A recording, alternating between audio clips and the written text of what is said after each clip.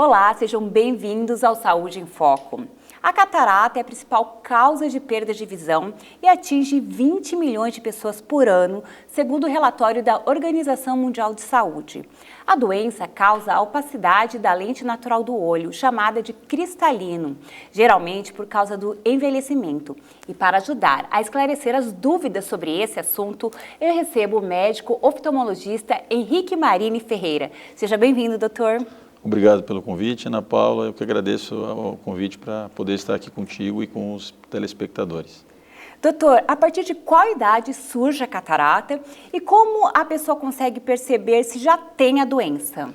A catarata, ela é uma doença que pode surgir em qualquer idade, inclusive no bebê, gerando a catarata congênita. Então, assim, ela é mais comum em paciente de idade, mas ela pode surgir inclusive no bebê. Tanto é verdade que foi instituído o teste do olhinho, que faz uma prevenção e diagnóstico em catarata em bebê. Mas ela é muito mais prevalente, ou seja, mais frequente em pessoas acima dos 60 anos. Doutor, geralmente com 45 anos a gente já fica com aquela vista cansada, né? E a presbiopia, não é isso? Exatamente. Esse daí já é um alerta do corpo que está tudo mudando? Exatamente.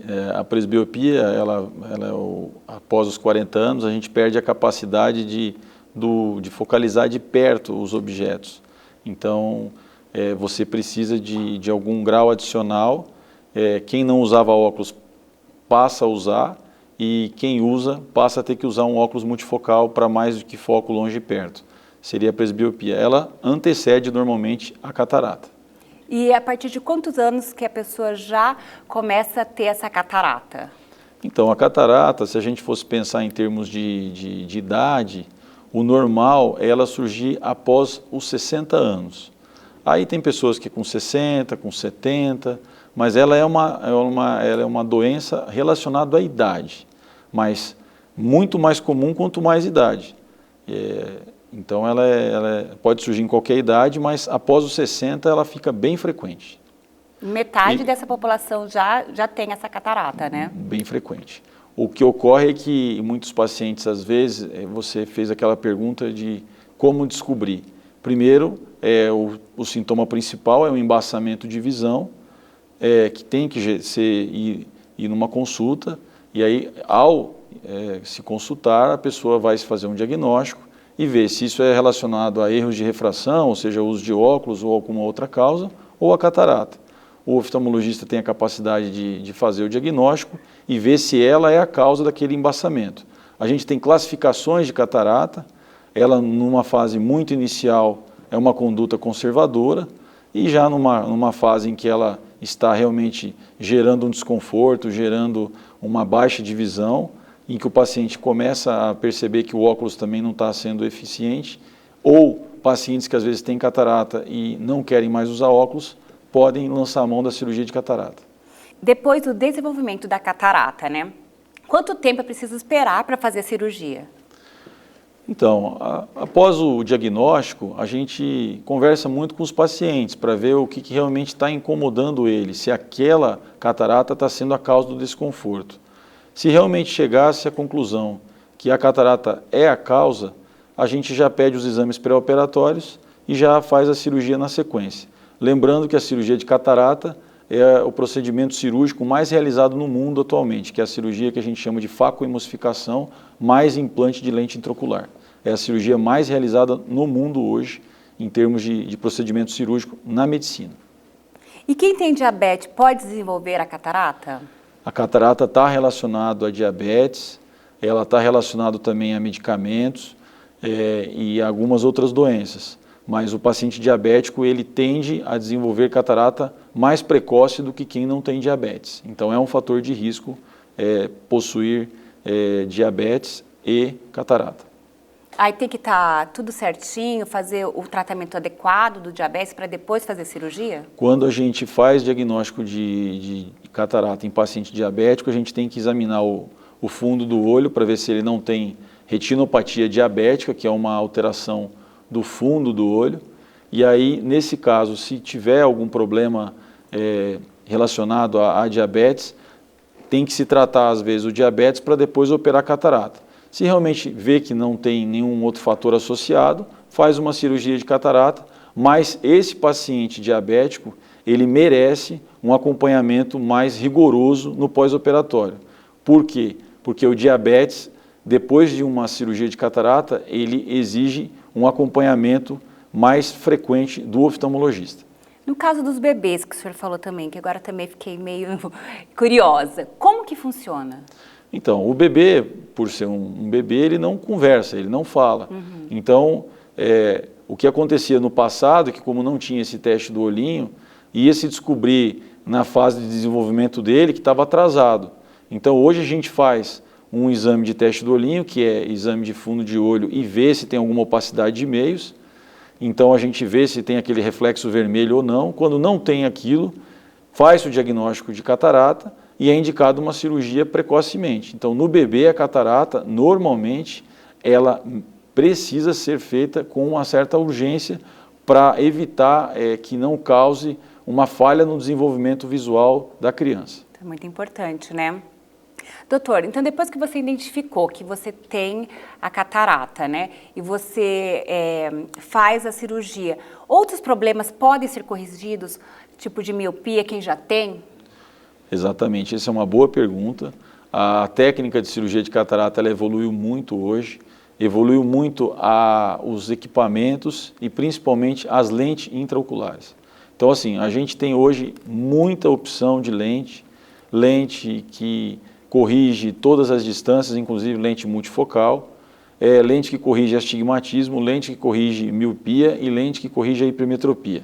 Então, ela tem uma finalidade, além de retirada da opacidade de meio, ou seja, de melhora da visão, mas ela, em muitos pacientes, a gente tem hoje a tecnologia que já consegue que a pessoa até nem precise usar óculos. Então, dependendo do caso, a gente hoje tem muita opção para tratamento e isso realmente foi uma evolução da medicina. Tanto a técnica em si, como o implante de lente com lentes muito modernas atualmente. O que mudou dessas lentes? O que mudou é que antigamente assim, as lentes eram maiores, a gente fazia incisão maior e a gente não tinha uma previsão do grau. Hoje a gente tem já no pré-operatório equipamentos que garantem a gente um grau no pós-operatório muito mais próximo daquilo que a gente espera. Então a gente pode orientar melhor, a gente pode dar um resultado mais eficiente dependendo da profissão e dependendo do que seja a expectativa do paciente. Então, quem já tem a miopia, já está começando com a catarata, então o indicado mesmo é fazer logo para já usar bem a cirurgia, né, doutor? Exatamente. Se a pessoa realmente tem a catarata e tem algum erro de refração, está indicado fazer a cirurgia de catarata e aproveitar esse momento já para fazer uma modificação do grau, ou seja, ver o que é possível, se é possível corrigir todas as distâncias ou se é possível só corrigir a distância para longe e ficar um grau residual para perto.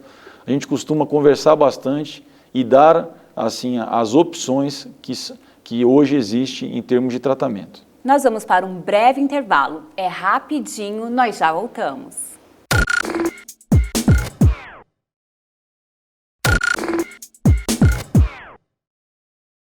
Voltamos no segundo bloco do Saúde em Foco. Hoje o tema que estamos abordando é cirurgia de catarata com o Dr. Henrique Marini.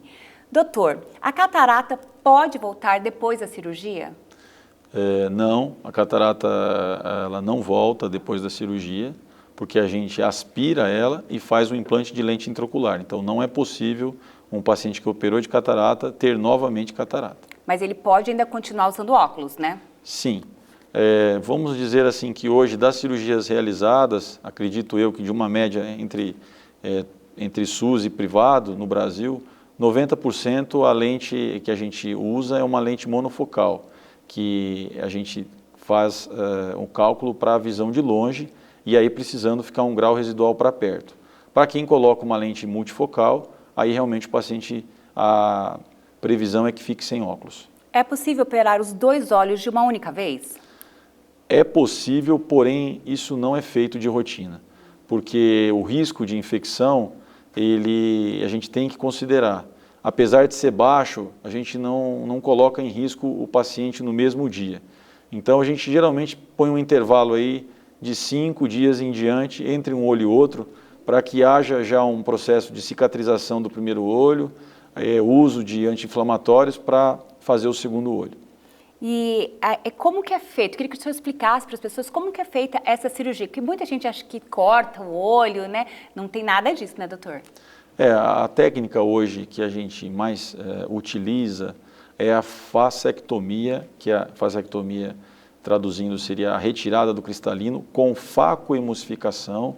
Facoemulsificação é um equipamento bem delicado em que você entra fazendo uma incisão pequena, autocelante, em que normalmente a gente nem ponto utiliza, em que você faz uma aspiração da catarata e após essa aspiração a gente implanta uma lente aonde estava a catarata para que realmente seja concluída a cirurgia. Então são 2 procedimentos associados, que seria a aspiração da catarata e o implante de lente intraocular.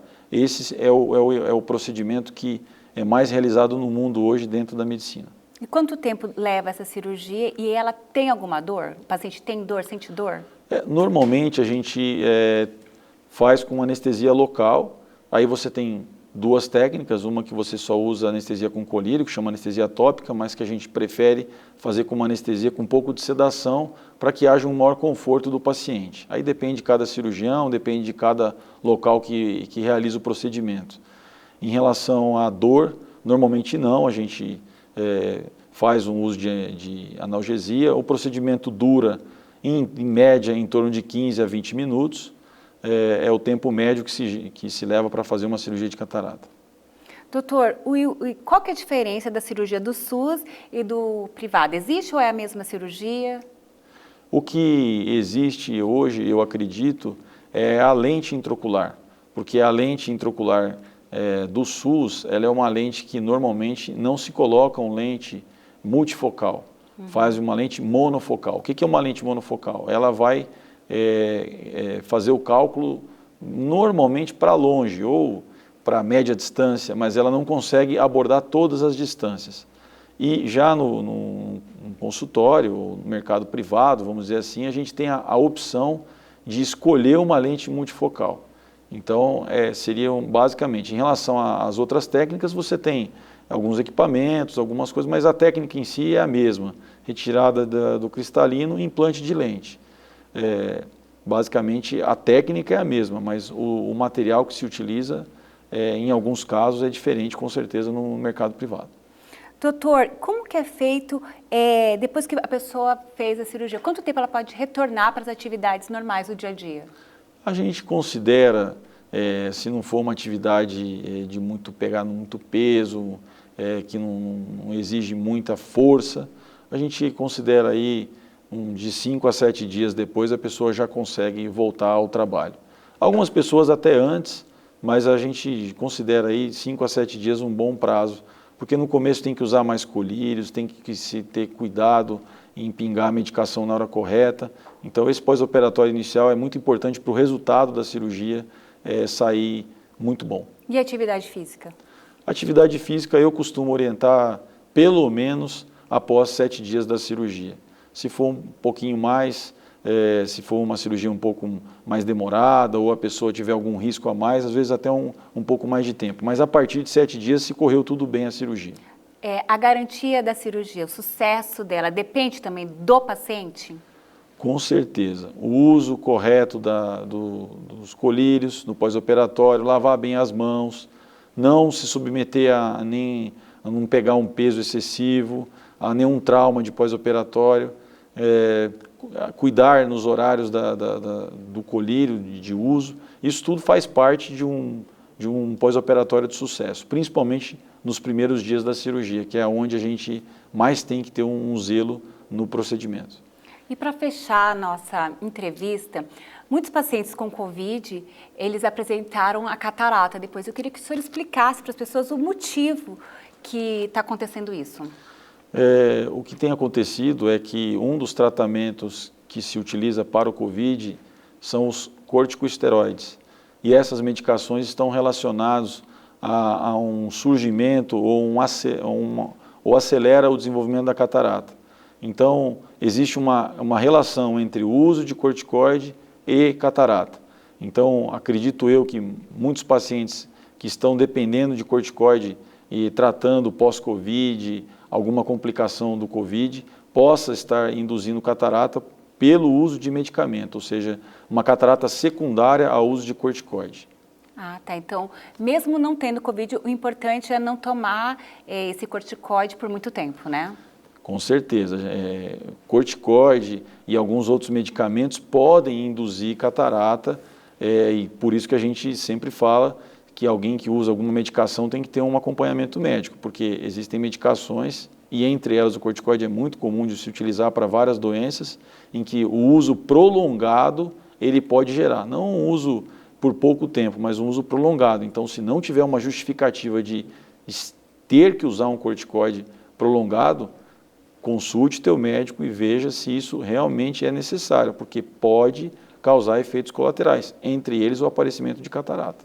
Então, gente, não precisa ter medo, consulte seu oftalmologista, faça todos os testes, né? E vamos cuidar dos olhos, né, doutor?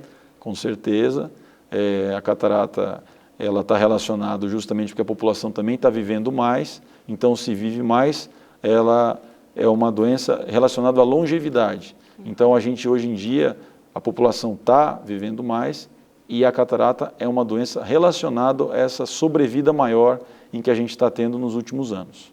Exatamente. Doutor, se alguém quiser saber um pouco mais sobre a cirurgia de catarata e do seu trabalho, como que ela pode entrar em contato com o senhor?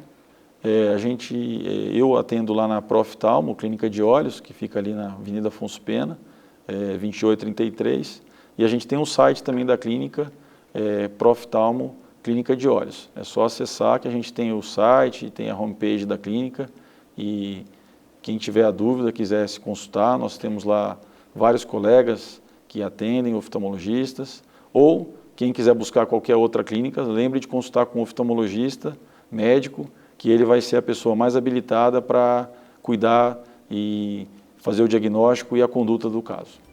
Obrigada pela entrevista. O programa Saúde em Foco fica por aqui. Até o nosso próximo encontro.